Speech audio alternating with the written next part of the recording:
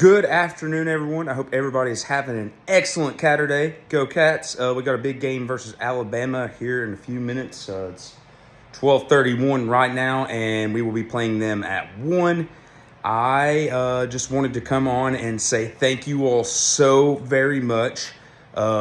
Recently, this past week, I was told that What the Shuck podcast and as a blog or a video blog that we were nominated to be and became a finalist, a top 3 finalist for the best podcast and best vlog in Appalachia through the Appies. So I am so honored to be a finalist for this. I'm in great company, and I am just so excited because this was just a dream 5 or 6 years ago. It's something I've really wanted to do for a while. I wanted to start a podcast when like Hamidou Diallo played at UK, so I've wanted to do something like this for a while. And sometimes you need some bad stuff to happen to you in life to humble you and to make you realize that you have so many opportunities that you've passed up. But by learning and being humbled by a moment, that you can gain this knowledge and gain this wisdom. So when these things come up in the future, that you know when to take action and you know to say, hey, like there's a moment and I need to take advantage of this.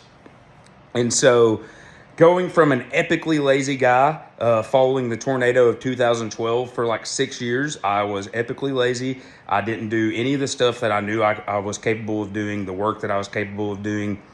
I just wanted to be lazy and just sit around and not do my life's work. I wanted to just do whatever I could do to get a paycheck to where I could get enough to go have a house to live in, go out, hang out with my friends anytime I wanted to, go get drinks, or go get food, whatever it was, and just silly goals, essentially not goals. And I was just realizing how unfulfilling this was as I lived past this tornado, and I constantly used that tornado as a crutch to justify, hey, I need to have 10 beers in a day or eat a whole pizza from Little Caesars and not work on my podcast that I've always talked about doing, or not going to the gym, and all the easy things that I would do made me this person that went from, I was always a little bit overweight to where now I was over 410 pounds, and I had a head injury, and my doctor was like, listen, the head injury is bad, but like you also have high blood pressure, you're on hypertension medication, and you're like 26 years old. Like, what are you doing, man? And he's like, you'll be lucky if you live like 10 more years with the lifestyle that you're living. I wasn't sleeping enough. I was eating horribly. I was drinking too much alcohol. And it was just like all of those things combined with not believing in myself, not doing my life's work, just like I said, just being part of the status quo, even though I had all these passions and these projects that I wanted to work on and never would. But fast forward, I lose 225 pounds. I had gastric sleeve surgery, by the way, but I lost 225 pounds in like a 9-month period. And during this time, I got laid off at Pure Mall, the job I was working, and I absolutely hated that job. I hated it more than anything. It was so soul-sucking. We got no credit for anything, and it just made me feel like I was worthless.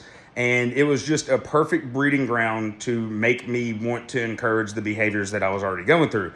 And so I get laid off, and I had been listening to this podcast, and it was so influential to me. And this dude was talking about how he was sitting at a Steak and Shake, and his moment of life, just where he knew he needed to change everything, happened. And he was like, I weighed like 300 pounds, and I had all these goals, and I wanted to do this stuff, and I was like sitting at a Steak and Shake. I weighed 400 pounds listening to this podcast. It was like the most just crazy just moment. It was just like it was meant for me to be listening to it at this moment. And I realized how influential the medium of having a podcast could be. And so I had just been talking to the doctor about having gastric sleeve, and I was kind of skeptical. I was like, let's go get one more cheeseburger. And I threw out my cheeseburger, and I threw out my milkshake. And essentially that day I decided like, hey, I'm going to change my life. And so it's been a wild ride.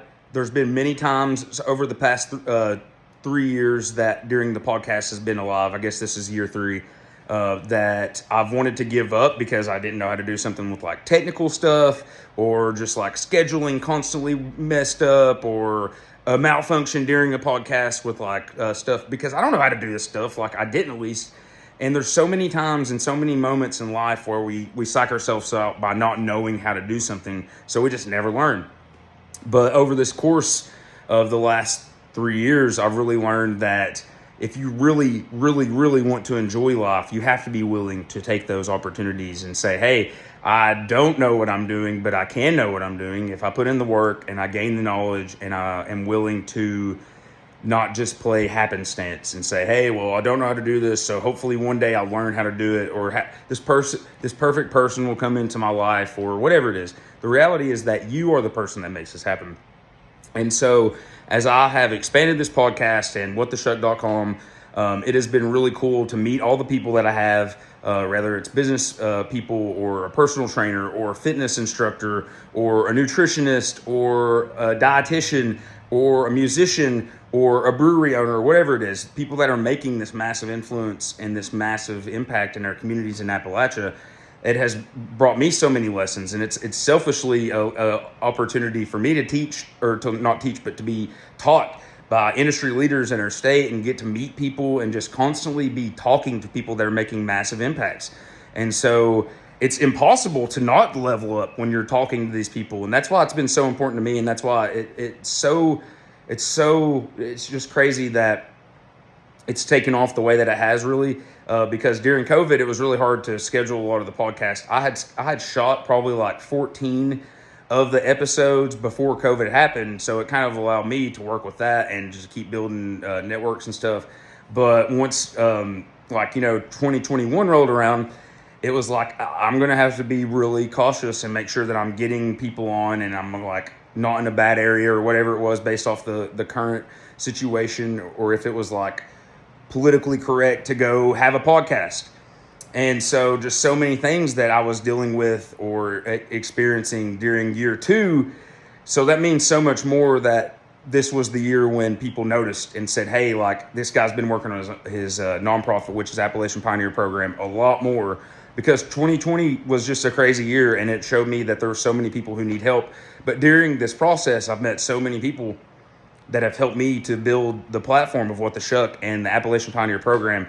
So I just give so much thanks to them, and thanks to the Appies for giving me this opportunity. It's going to be April 9th, which is the day before my 30th birthday, so hopefully I get a big win. If I don't, it's just an honor to even be nominated to be in the top 3 in both of these categories. I also was nominated as one of the best writers.